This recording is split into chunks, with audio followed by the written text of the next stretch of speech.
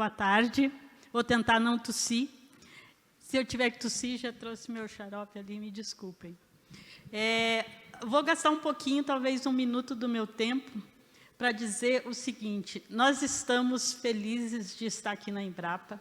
Foi uma grande conquista, eu acho, esse evento aqui, e ele é simbólico, mas tem uma coisa que a gente precisa saber da Embrapa. Alô, Pilon! Alô, diretor executivo e a equipe da Embrapa.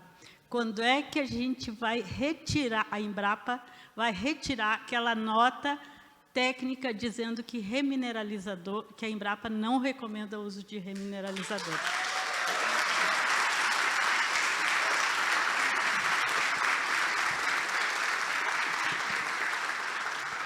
Eu acho que essa é uma ação fundamental e tudo que a gente apresentou aqui mostra que resultados científicos já tem sobrando, já tem texto, já tem tese, já tem artigo. Então, vamos lá, vamos considerar que outras instituições têm a mesma capacidade e aptidão que a Embrapa tem de sobra e reconhecidamente. Então, vamos considerar e pressionar a direção da Embrapa, o corpo técnico da Embrapa, para que reveja, retire ou altere aquela nota que diz que remineralizador não pode ser recomendado. Então, vamos lá. A ideia de vir apresentar esse começo de trabalho aqui é mostrar que o Brasil tem, sim, uma aptidão e capacidade para desenvolver suas próprias tecnologias, claro, considerando as conquistas que outros pesquisadores de outros países fizeram, mas adaptando, porque nós estamos num ambiente tropical onde as coisas ocorrem de forma distinta. Aqui está... Eu só volto lá no primeiro, que eu tenho que fazer um agradecimento. Nosso projeto tem financiamento da Grantam, a Fundação Grantam, foi uma parceria viabilizada, eu tenho que reconhecer isso e atribuir essa importância ao Nicolas, da Implantnet. Cadê Nicolas? Está por aqui? Ele que falou, ei, vamos lá, vamos fazer isso. Enfim, saiu daqui. E dessa pesquisa participa, aqui está a equipe, esse trabalho não é meu, é de uma equipe de mulheres, mais o Manuel. Então, o GT da Rochagem, que é um grupo de pesquisa registrado no CNPq, o programa de pós-graduação ao que eu estou ligado, que é o PP-GEMADA, e dentro do guarda-chuva da UNB, e nossa pesquisa é realizada na Estação Experimental de Biologia, aqui no final da Asa Norte. Pronto, próximo. Aqui está a nossa equipe, num dos momentos de manejo do nosso projeto. É uma equipe com diversas formações, e aí eu sempre dizia para o Guto, lá no começo dos congressos, Guto, eu quero uma equipe multidisciplinar igual a sua, ou igual a do Antônio agora. Gente, não é que eu consegui? Estamos aqui com uma equipe multidisciplinar. Tem alunos de mestrado, tem de pós-doutorado, tem professoras. Então, é uma equipe que tem feito um trabalho de tentar cruzar todas essas informações. Vou tentar chegar nesses tópicos, falando desses tópicos. Então, próximo, por favor. Qual é o objetivo do nosso projeto? Era, basicamente, avaliar parâmetros relacionados ao uso dos remineralizadores. Para mim, já não é mais um trava-língua, de tanto que eu falo. Remineralizadores não trava mais a língua. Então, relacionados quanto à eficácia como insumo agrícola, que isso é importante sempre, a translocação de nutrientes para as plantas, a produtividade, que obviamente é importante, mas, no meu ponto de vista, ela é uma consequência. E, basicamente, no projeto, a gente quer ver a qualificação do lixiviado, de água lixiviada em colunas de lixiviação, e se nós podemos, de fato, medir alguma coisa sobre essas metodologias que quantificam a captura de carbono. Porque uma grande preocupação que a gente deve ter é que, ok, tem fórmulas, tem metodologias, tem pressupostos, não só para quantificar, mas para vender carbono. E vamos lembrar que carbono está se convertendo na commodity mais importante aí nesses anos recentes. É importante porque está ligada à nossa sobrevivência, mas é importante por causa de recurso, de dinheiro, é geopolítico. Então, é preciso que a gente tenha essa consciência, ainda que o carbono sempre tenha significado isso, afinal, o diamante atravessou a nossa história, o que é o diamante, senão o carbono, né? Mas agora é diferente, é uma questão de sobrevivência. Então, é isso o objetivo da pesquisa. Como que a gente colocou isso no chão de fábrica, no chão do laboratório? Próxima.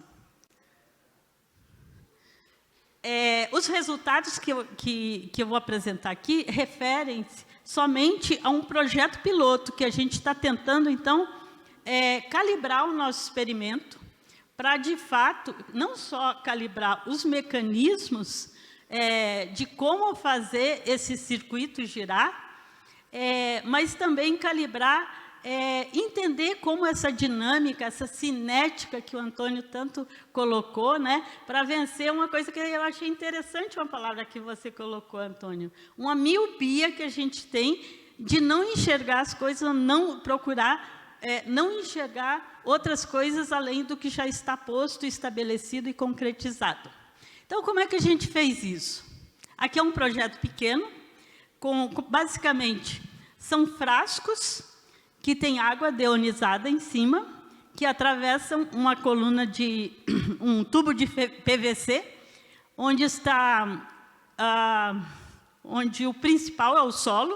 A gente qualificou, caracterizou esse solo com diferentes misturas. Que misturas são essas? Solo mais o controle, o solo mais um tipo de remineralizador. E aqui quero fazer um agradecimento a Café Fértil, na pessoa do Fred. Fred, preciso de mais pó de rocha, eu quero camafugito. O camafugito chegava.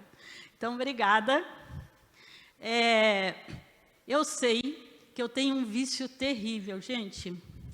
Não que eu acho que uma rocha é melhor que a outra, mas sabe aquela afetividade de nascença? Eu tenho isso com os camafugitos, porque minha tese, meu trabalho começou ali. Mas eu acho que todas, tem várias que têm grande potencial.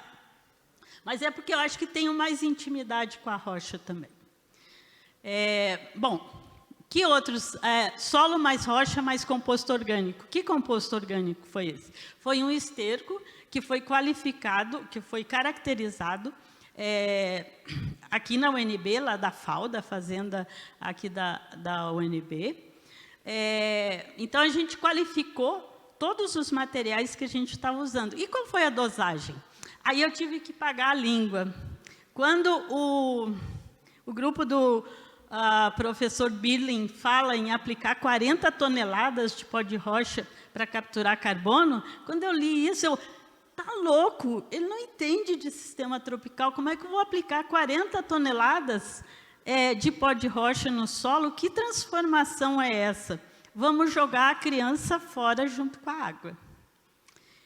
Mas paguei a língua, mas teve um motivo, porque a gente tinha 4 meses para fazer o teste, então tinha que ser uma dose mais forte para entender toda essa dinâmica. Então, foram 40 toneladas equivalente, né, a 40 toneladas por hectare e 80 de esterco. Então, é uma super dosagem no solo, daí caracterizando tudo isso. Importante aqui dizer que, para obter as condições de campo, de solo, nós simulamos uma chuva, um ciclo de chuva mensal aqui do Cerrado, e fizemos isso em 2 partes durante uma semana. A gente encurtou, de fato, o tempo de chuva. Foram 800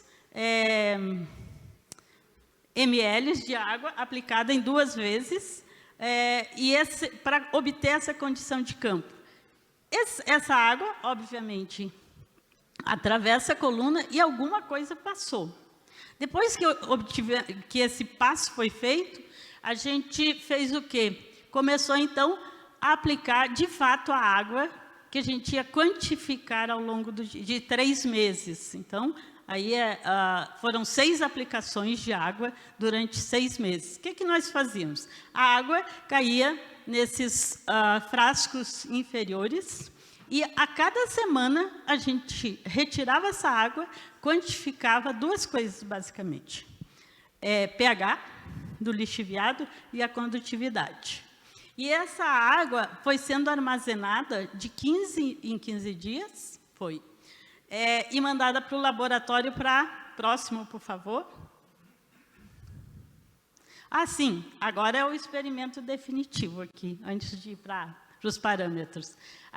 Neste momento, nós estamos testando 5 tipos de rochas, com 2 dosagens, 5 e 10 toneladas, com ou sem esterco. Então, no final, deu 86 colunas. Isso, para fazer esse controle, a gente teve que fazer um mapa, porque era tanta mistura, tanto parâmetro diferente, que as colunas foram nomeadas de 1 a 84.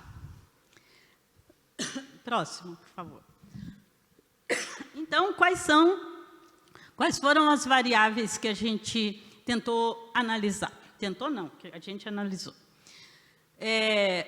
A petrografia, a mineralogia, a química da rocha, isso já fazia parte de estudos prévios. Então, a gente já tinha essa caracterização.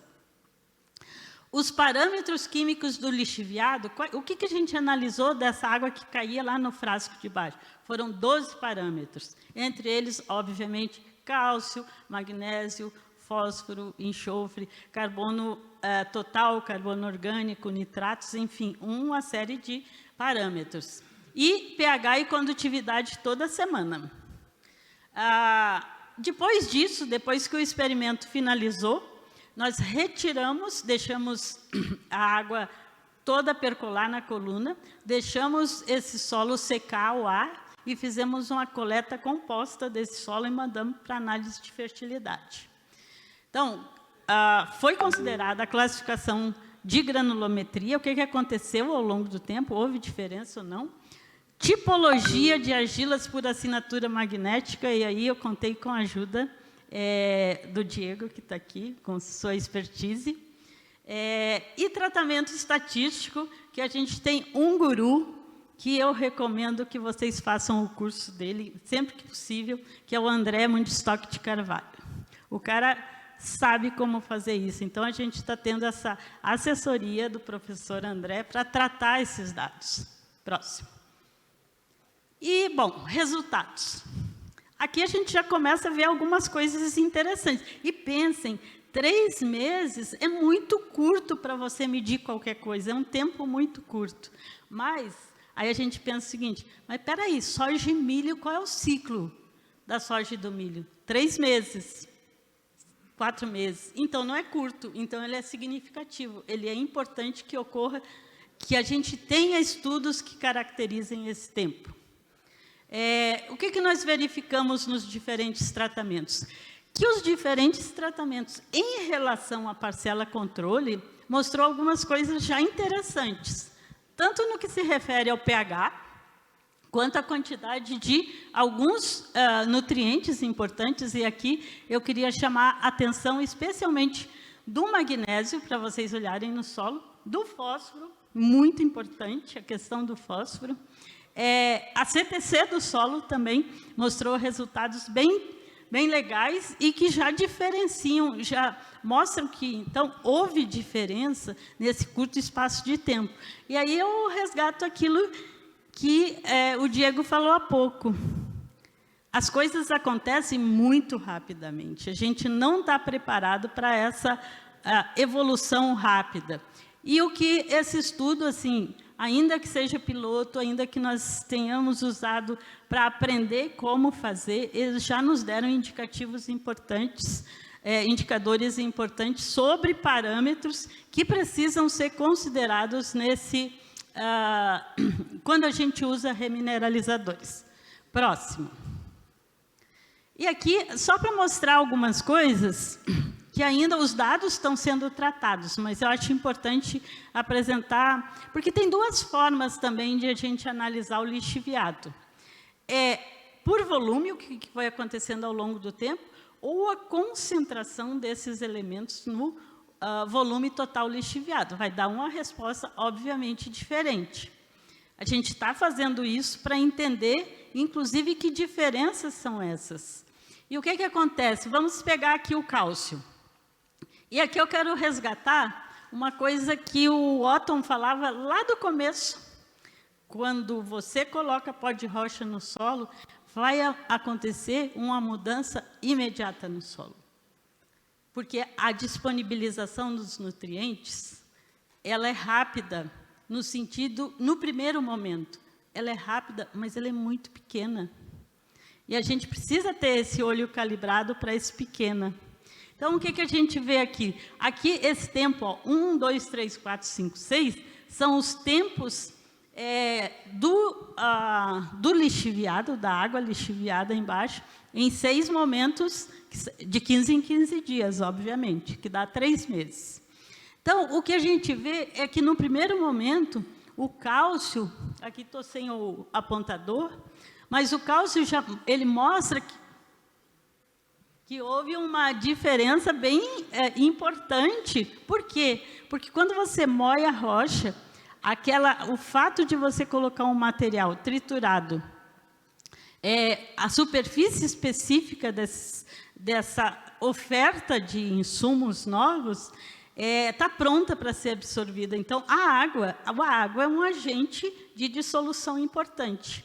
E isso a gente conseguiu ver ao longo do tempo, porque depois essa quantidade de nutrientes foi sendo diminuída, mas ela não deixou de acontecer.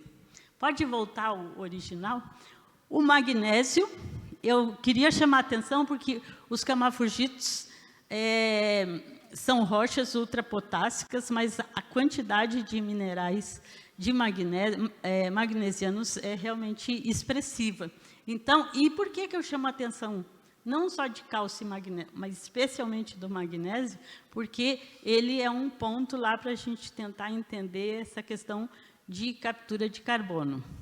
Da mesma forma, quando a gente faz essa estatística e compara os valores entre os diferentes tratamentos com o controle, nós vamos encontrar, olha só, de 7 para quando tem solo mais rocha mais composto, chega a 140 vezes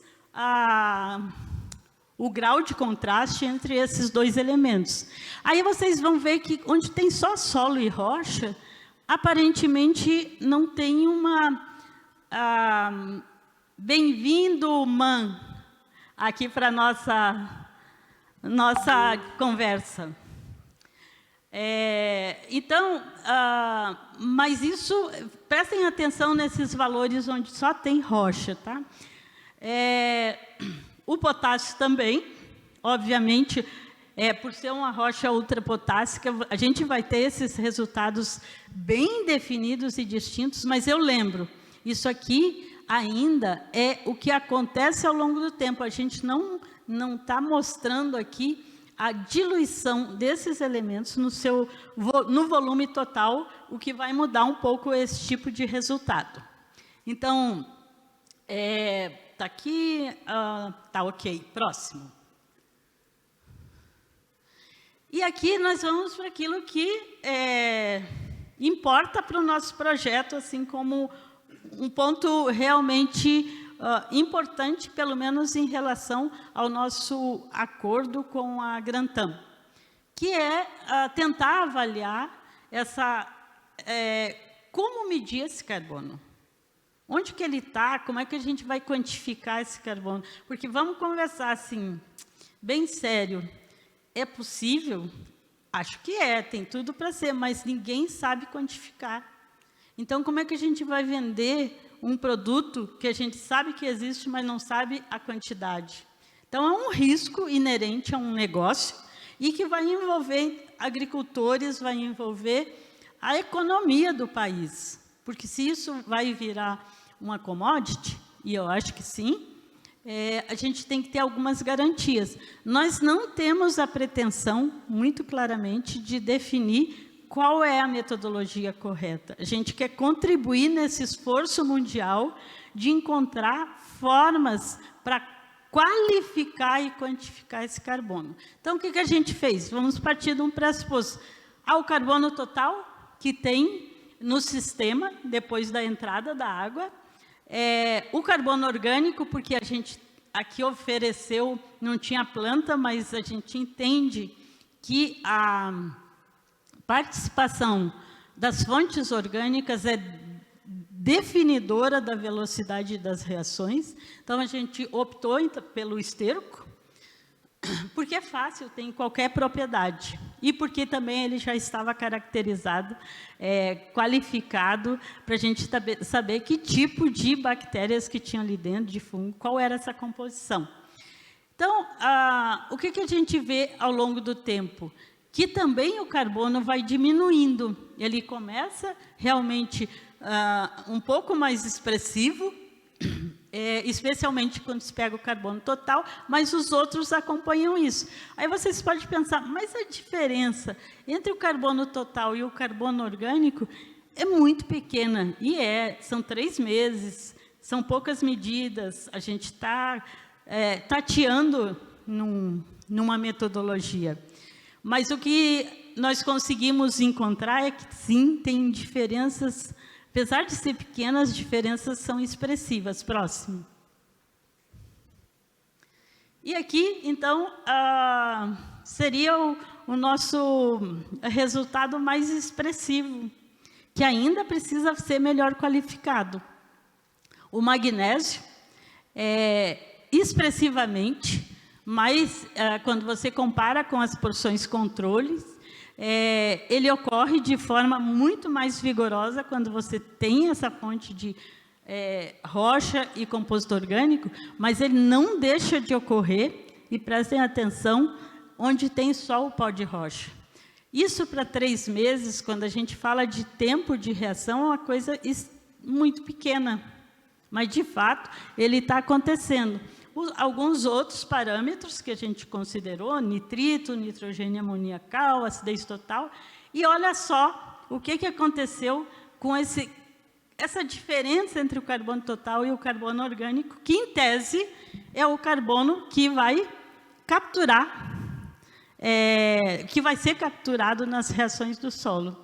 E olha a diferença que tem quando você mistura os 3 elementos, a parte orgânica, a parte da rocha, ou seja, misturas organominerais, elas são definidoras. Aí aquela velha pergunta, mas o que é do composto orgânico e o que é da rocha? Aqui dá para a gente ter uma ideia, eles não se somam, na verdade, não é isso, mas eles potencializam quando, sinergicamente, quando juntos. Então, é uma coisa que precisamos, sim, ter em mente. E aqui, só para mostrar para vocês o que aconteceu, isso é uma média quinzenal da variação do teor médio do magnésio no lixiviado ao longo do tempo. Então, na porção só, no controle, só o solo, que é a primeira, ele começou alto, como já foi falado, e foi diminuindo ao longo do tempo. As outras se repetiram. Mas sempre a média, quando você tem a mistura, é sempre mais significativa. Média, ela não diz muita coisa, é um indicador somente. Aí eu uso o que o professor André sempre fala para a gente. Média, não sei, vamos colocar um contra o outro para ver de fato qual é a significância disso. Mas eu também aprendi que não ter resultados significativos, com diferenças significativas, isso só quer dizer que não é que não aconteceu. Essa ferramenta não conseguiu mostrar as diferenças significativas. Isso é uma coisa que a gente precisa ver com outro olhar. Aquela figura de linguagem ou de expressão que você usou ontem. O juiz condena quando ele tem prova. Isso é diferença significativa. Mas o fato de ele soltar alguém, uma pessoa, não é porque essa pessoa não matou, não roubou, é porque não teve prova. Então, a diferença não significativa quer dizer exatamente isso. Pode ter acontecido. Eu posso estar avaliando equivocadamente. Ixi, vou correr. Próximo. Então, aqui eu acho que também é outro resultado muito impactante para a questão de carbono. Nós encontramos, fazendo o processo, ao longo de 12 medidas, né? Não? 12 medidas de condutividade e pH. E olha a condutividade. Por que a condutividade é um resultado importante para esse processo? Porque a condutividade diferente, ela mostra que tem cargas no solo circulando no sistema. Isso é uma coisa fundamental se a gente pensar em carbonatação no solo. Como vai se formar? Que cargas são essas? Cálcio, potássio, é o quê? Como que vai formar novos minerais? E essa medida indica que, sim, tem cargas circulando no sistema, elas estão livres para se juntar e formar novos compostos minerais. Próximo. E aqui foi com a ajuda do Diego, para interpretar esse dado. Quando ele me mandou, eu falei, que isso, Diego? Esse dado é horrível. Porque aquela história da miopia, quando você olha isso aqui e fala, nossa, mas a rocha mais o solo foi o que deu o menor valor. Então, isso contraria quase tudo que a gente pensava. Porém, o que o Diego me explicou é que, realmente, esse é o melhor indicador, porque aqui, se eu chegar a essa linha, a linha do solo original, mostra que a diferença entre essa leitura e até chegar lá naquela linha é a quantidade possível de novos materiais, novos minerais que se formaram muito rapidamente, como a química nos mostrou, nesses 3 meses de solo. Por que isso importa? Porque se a gente consegue entender que tem, de fato, a formação de novos minerais no solo, minerais neoformados, nós estamos potencializando um outro universo, especialmente, e aqui, como a gente tem cálcio e magnésio expressivamente no sistema, a gente está formando possibilidades de formar carbonatos de cálcio e magnésio no solo. Então, esse número, e aqui a taxa, né, de variação magnética, mostra exatamente, esse resultado da tabela mostra exatamente isso, o que está na figura, mas mostra que a taxa de pedogênese de minerais na fração argila ser baixa é porque é o inverso do que pode ser entendido. Novos minerais que tiveram a chance de se formar ao longo desse processo. Então, essa forma de ver esse resultado, eu acho que é realmente muito importante. Rápido, por favor. E, bom, o intemperismo da biotita. Por que da biotita? Podia falar de um mineral muito mais reativo, que todo mundo fala, notita, vamos... Mas a biotita tem nos biotitas-xistos, a biotita está em todo lugar, né? E, então, esse é o processo de reação, como já foi mostrado aqui em outros momentos. Esse processo ocorrendo, então, eu vou ter, de fato, a possibilidade de formação desses compostos carbonáticos no solo.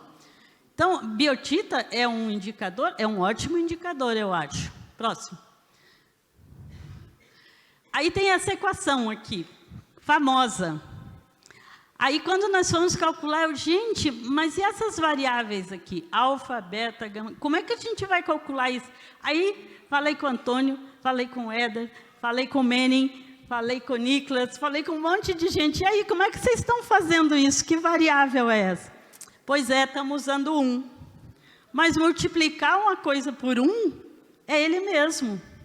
Então, esse aqui talvez seja um ponto-chave para dizer, essa fórmula talvez precise ser compreendida de outra maneira e ela não seja adequada para medir o que a gente está querendo, que é carbono capturado no solo. Especialmente porque, quando a gente considera o fósforo, e aqui tem uma contradição que eu queria chamar a atenção. Você soma essas fontes, o cálcio, o magnésio, o potássio especialmente, e diminui o quê? Do fósforo. O fósforo vai ser um redutor do número possível. E aí, o que a gente vê com isso? Para os nossos solos tropicais, para ter aumento de fertilidade no solo, o que a gente precisa? Liberar o fósforo. Então, o que nós estamos pensando, sei lá, o fósforo, ele vai impactar na captura de carbono, porque nós precisamos, antes de capturar carbono, a gente precisa produzir alimento, ou commodity, como vocês quiserem, né? E eu falei isso lá no Congresso Mundial de Solos. A gente está preocupado, sim, o carbono é importante para o sistema todo da Terra, mas o sul global precisa, antes de tudo, resolver um problema, que é produzir alimento, porque a gente ainda tem 30%, 40% de pessoas que não têm comida. Então, esse é um ponto que a gente precisa ter atenção. E aí eu convido todos os pesquisadores que estão fazendo esse trabalho, que pensem com a gente, que discutam com a gente qual é o caminho para a gente incorporar essa variável do fósforo nessas contas. Esse número aqui que a gente calculou não significa nada para mim, tá? O potencial de captura, quando eu mandei lá para a Grantânia, eles falaram, nossa, é muito alto. De fato, é muito alto. Só que isso aqui se toda a rocha fosse intemperizada, num espaço X de tempo, ela tem o potencial de capturar isso. Se a gente usar 40, 100 toneladas, obviamente, vai aumentar esse número. Mas ele não significa nada para mim. Por quê?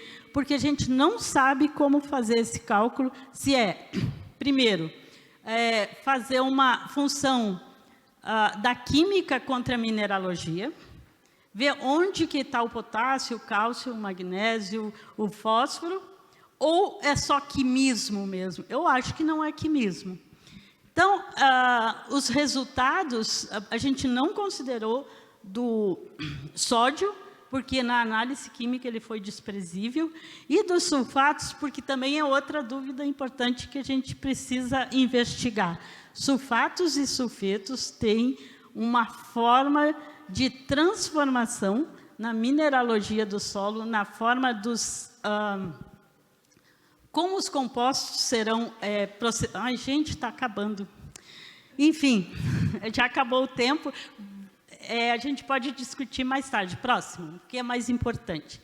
Então, a presença destacada de íons de magnésio no lixiviado indica disponibilidade deste elemento no sistema solo para reagir com água e carbono e formar essa grande busca que a gente tem, que são esses ácidos, que podem formar novos minerais carbonáticos no solo.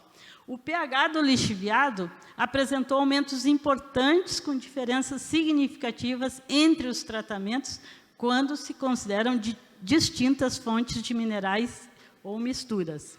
E a condutividade elétrica, que eu acho que é o nosso parâmetro, talvez, com maior indicador, significa cargas disponíveis no solo, ela também apresentou diferenças expressivas e significativas. Próximo, estou acabando. Nossos achados. Bom, o intemperismo aprimorado de rochas, e eu acho que a gente vai continuar usando esse termo que foi criado fora daqui, porque ele retrata, de fato, que é uma forma de acelerar o processo de intemperismo. Então, dissolução de minerais silicáticos retendo CO2 atmosférico e sendo transportados pelo aquele caminho que o Antônio mostrou, né? Fluidos, drenagem e estabilizando no oceano. Gente, conseguiu mostrar que, de fato, isso ocorre, porque a água que percolou no solo, ele mostrou que, de fato, essas cargas vão ser transportadas através dessa coluna de solo e vão ser capturadas. Se eu tenho lá no lixiviado, elas vão estar nos fluidos, que vão entrar nos circuitos de drenagem e vão chegar nos oceanos. O outro ponto, se eu tenho desgaste dos minerais contidos nas rochas em soluções com a presença de pH mais elevado, que absorve o carbono, né, impacta, e armazena na forma de minerais carbonatos ou íons de bicarbonato de níquel, talvez isso esteja de fato ocorrendo. Como que a gente vai conseguir ver isso de forma mais clara? Nosso experimento de mais longo prazo, a gente espera, então, poder fazer isso, quantificar ou qualificar como está acontecendo. E no final, o que a gente tem é mais perguntas do que respostas. O que que significa que a pesquisa, é esse o resultado da pesquisa, porque se você encontrar todas as respostas, a coisa não anda. A gente quer ter mais perguntas para conseguir caminhar mais. Então, quais são os parâmetros ou metodologias que poderão quantificar o intemperismo aprimorado ao longo do tempo, considerando pelo menos os 5 parâmetros que já foi mencionado aqui: tempo, solo, tipo de rocha, planta e clima. São 5 variáveis nada desprezíveis, porque elas mudam em porções muito pequenas do solo, em curto espaço geográfico. Como considerar aspectos relacionados à dinâmica e ocorrência de assembleias mineralógicas distintas e sua situação quanto aos níveis de alteração e estruturação estrutura de deformação. E aqui queria lembrar para as petrólogas, e especialmente, Andréia, cadê você? A importância, eu acho, gente, que a chave dessa discussão, ela não vai ter uma resposta, mas, com certeza, para abrir a porta dessa investigação, a gente precisa ter uma excelente petrografia. Eu sei que para agrônomos... lá vem os geólogos de novo com esse papo. Mas é sério, porque o que acontece? Que um mineral aparentemente insolúvel, e aí a gente vai falar vamos falar de um feldespato potássico. Magda falou, cadê você, Magda? É insolúvel, vai solubilizar muito pouco.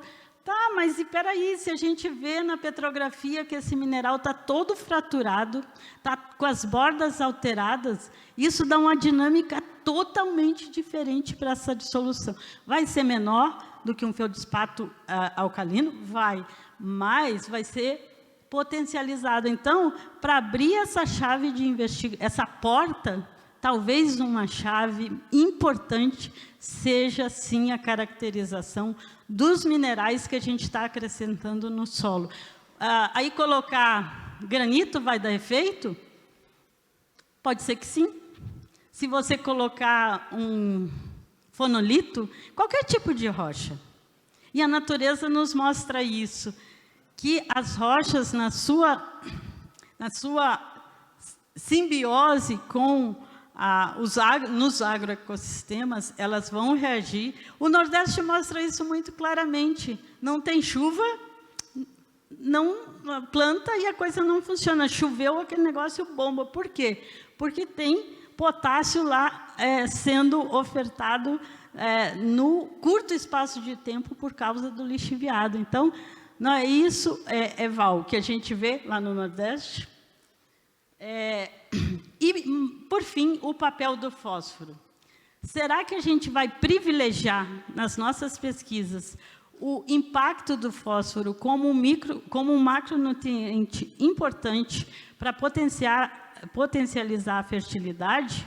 E, com isso, a gente vai, talvez, prejudicar a captura de carbono, porque esse balanço pelo menos o que mostra nessas equações que estão sendo usadas é exatamente isso. O fósforo é um é como um freio que pode ser utilizado por causa do deslocamento aí entre a substituição dos minerais, especialmente, Diego, na formação dessas novas argilas. Ele é uma trava para isso, porque ele pode aparecer muito rapidamente e brecar a outros tipos de reação. Então, essa é uma pergunta importante de pesquisa. Próximo. Como quantificar os minerais neoformados, quais são os parâmetros químicos, como quantificar e separar o conteúdo químico do que está sendo lixiviado e do que pode ser retido no solo. Essa também é uma pergunta importante. Porque eu tenho uma parte que vai embora, vai lá para os oceanos, vai estabilizar lá, e a gente espera que esse carbono fique lá, né? Mas tem uma parte que vai ficar retida no solo, e ela vai transformar a fertilidade do solo, vai reagir, vai mudar a questão da produção nesses climas tropicais. E qual a influência das raízes ou dos bioinsumos? A gente acrescentou agora na nossa fase definitiva, bioinsumos, até por insistência, né, da Viviane, da Fernanda, vamos entender esse processo aqui, na dinâmica de transformação mineral. A gente já viu uma coisa assim na primeira semana, impressionante. Aqueles condutos que capturam a água lixiviada, cheio, todo verde. Cara, então a coisa está acontecendo muito rapidamente, e isso vai impactar nas nossas análises? De que forma? Pronto, próximo. Próximos passos: investigar a relação de carbono no solo e no lixiviado, e identificar nanominerais formados no solo. Queria continuar contando com a ajuda lá da Quântico, porque não temos dinheiro para fazer isso, bem claro, mas a parceria nos possibilitou.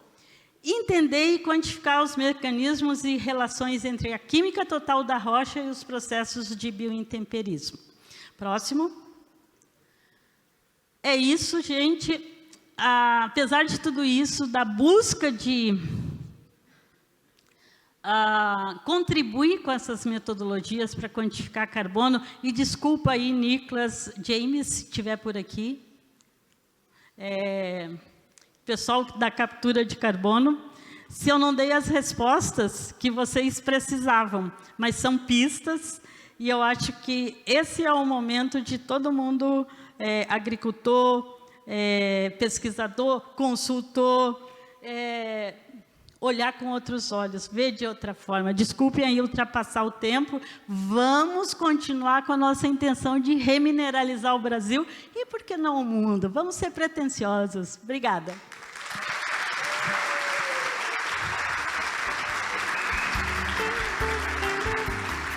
Eu queria pedir só um pouquinho mais de paciência de vocês, porque além de ser geóloga, agroecologista ou agrogeologista, eu sou feminista, todo mundo sabe disso. E eu não podia deixar de fazer uma homenagem e chamar a atenção para o peso das mulheres na pesquisa de rochagem. Para tanto, eu convido todas as mulheres que estão aqui no auditório para virem aqui para a gente fazer aquela foto feminista. Bora, mulherada!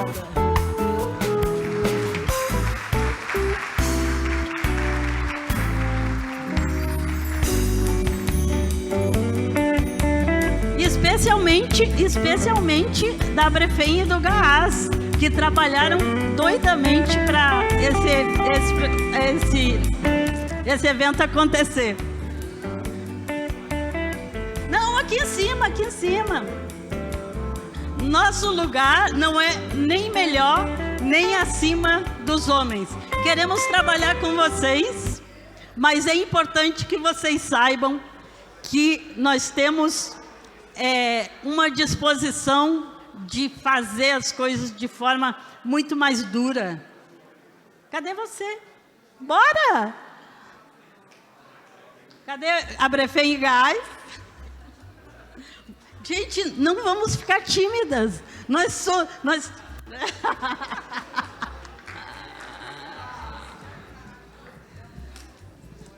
São só 5 minutos a mais. Gabriela, cadê você?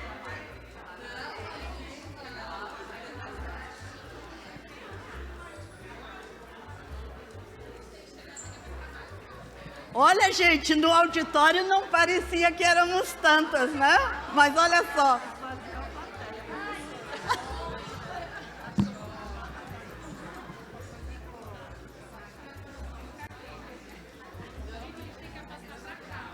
Para cá? Aqui, ó. Mais. Tem que concentrar mais para cá.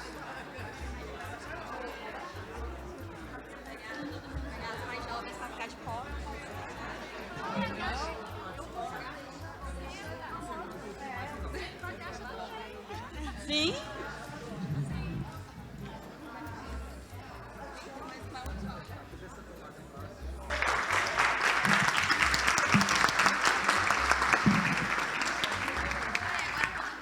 É isso, muito obrigada. Desculpa aí pelo final, mas eu acho que é importante.